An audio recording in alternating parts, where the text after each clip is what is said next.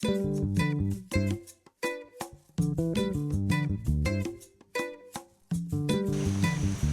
I'm David Pogue. This week, no comedy.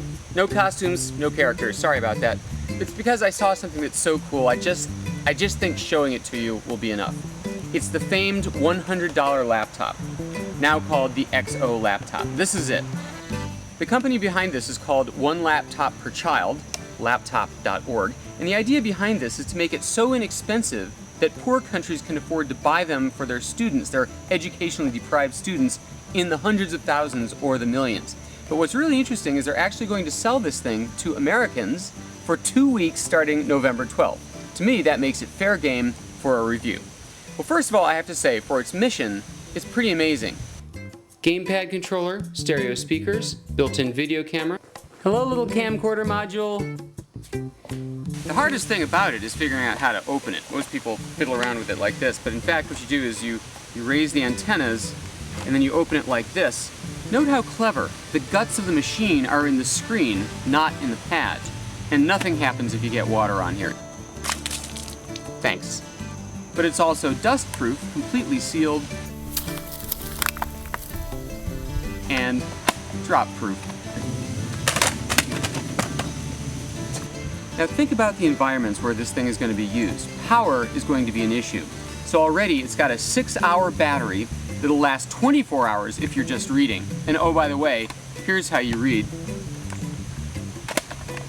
Ebook reader. It's also available with a $12 solar panel that's only 1 foot square that's nonetheless enough to power the thing or to recharge it when it's off.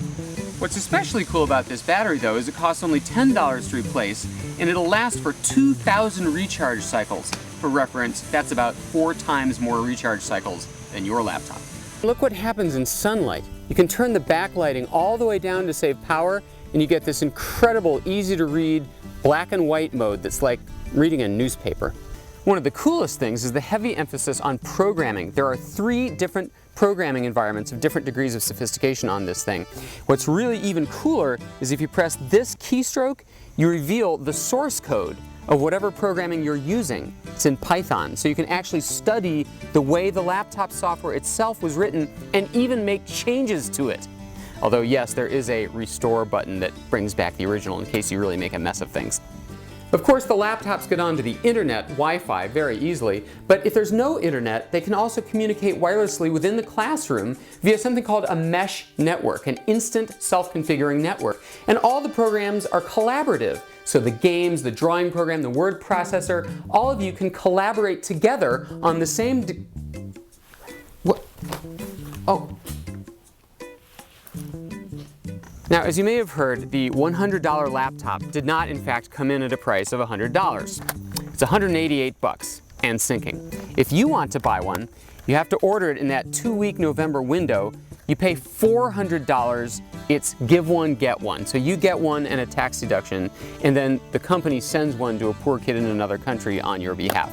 Nice gesture. I can see why the bloggers are a little bit snarky about this laptop. There's no CD or DVD drive, there's no hard drive. The processor is very slow to start up and to switch programs, although it's perfectly adequate once you're in the program. But think again, this laptop is not intended for the snarky bloggers. This laptop is intended for poor kids in other countries. And for that, I say it's amazing.